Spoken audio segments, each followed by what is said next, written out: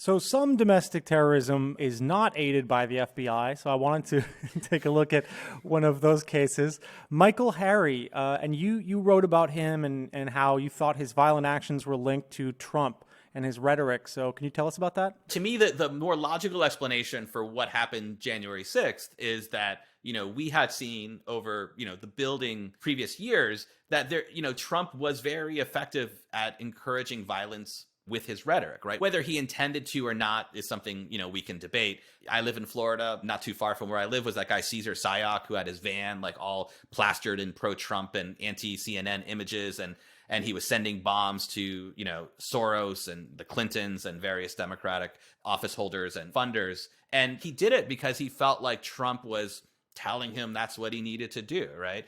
And Michael Hari was this guy who was this Anabaptist guy and would really struggle to find an identity in life. And finally, after years and years of kind of personal and professional failure, finds his identity in kind of the Trump Make America Great Again brand, right? Like, we're going to bring back America to its roots, to like white conservative culture. He ended up forming this company, that to try to build, Trump's border wall, and submitted this application, even though he didn't have any building experience, to build this wall. He submits a proposal for millions of dollars and ultimately gets involved in this plot where he and two associates bomb a mosque in Minnesota and then later drive to Illinois and bomb a women's clinic. And it was clear that, he was, and people I talked to, described him as being this guy who, Trump's rhetoric just flipped the switch. It was this idea that like the country I believe in, the culture that I identify with, is being stolen away from me by these various actors. And that's what inspired his violence. And, he's not alone. I mean, there was a case where these people plotted to bomb an apartment building that was populated largely by Somali immigrants. And their lawyers have argued that, look, the reason they did this is they were basically inspired by Trump's rhetoric. And, there have been a number of cases. There was a case out west where, this guy with a Make America Great Again hat body slammed this teenager and cracked open his skull because he didn't put his hand on his chest for the national anthem. And, he identified like, this kind of Trump, like, you need to respect our country.